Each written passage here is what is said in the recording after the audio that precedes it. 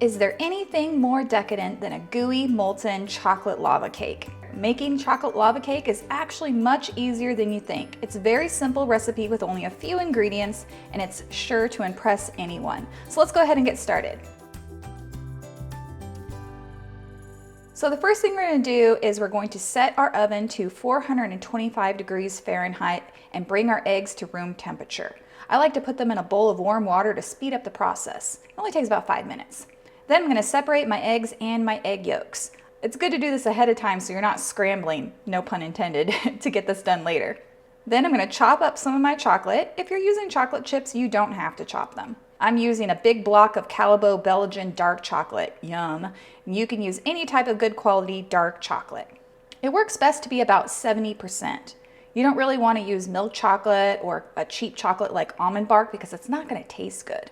Callebaut, Ghirardelli, Valrhona, Guittard, any of those are going to be really good choices. Then we're going to melt down our chocolate in butter over a bain-marie, or you can do it in the microwave. Just place the bowl of your chocolate over a simmering pot of water and stir until everything's nice and smooth. Make sure the water is not touching the bottom of the bowl. If you're melting the chocolate in the microwave, just work in 15-second increments and stir after every heating. Once you're about 90% melted, you can just keep stirring until everything's melted. Once your chocolate is melted, go ahead and remove it from the heat. Set it aside for about 5 to 10 minutes until it's barely warm. We're going to be adding eggs to this and we don't want them to curdle, so the chocolate cannot be too hot. Between 80 and 90 degrees is good. While that's cooling, I'm going to prep my ramekins by rubbing just a little bit of butter on the bottom and up the sides. I'm using 4 6-ounce ramekins, but you can do this with 2 8-inch ramekins if you want. Just remember you're going to have to bake them for a couple minutes longer. Make sure you do a really good job greasing those ramekins. If you miss a spot, your lava cake is gonna stick. All right, now in a large bowl, I'm gonna add my sugar, my eggs and my egg yolks, a little salt, and then we're gonna whisk that until it's all smooth. Then I'm gonna pour my room temperature chocolate into my eggs, add the vanilla, and whisk that until it's smooth. Okay, add in a little bit of flour. I like to sprinkle it on top so we don't get one big clump in the middle. Being gentle is key.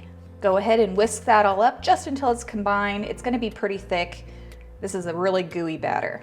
This recipe makes about 16 ounces of batter, so I'm going to divide that evenly among my 4 ramekins. Now it's time to bake. This is the tricky part. Depending on what size your ramekins are, you'll want to bake for different times.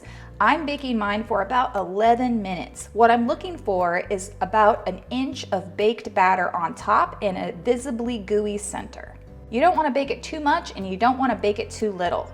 I did a test bake, so I know exactly how long to bake all of my lava cakes for. Right after they come out of the oven, you're going to want to work quickly and serve them as soon as possible while they're still warm. I'm just going to run a sharp knife around the edge of the cake, put a plate over the top, and then flip it over. You can serve these lava cakes with a big scoop of vanilla ice cream. You could top it with some powdered sugar, or you can use some sea salt like I'm doing. Now for the fun part, let's cut it open. Oh my gosh, that looks so delicious. Well, that's it. That's how you make a molten chocolate lava cake. If your lava cakes cool down too much, don't worry. You can just pop them in the microwave for 30 seconds and that molten center will come right back again. You can also make these and freeze them ahead of time. Just defrost them for about 1 hour and then bake them exactly the same way. So that's it. Thanks so much for watching, you guys. I will see you next week. Bye.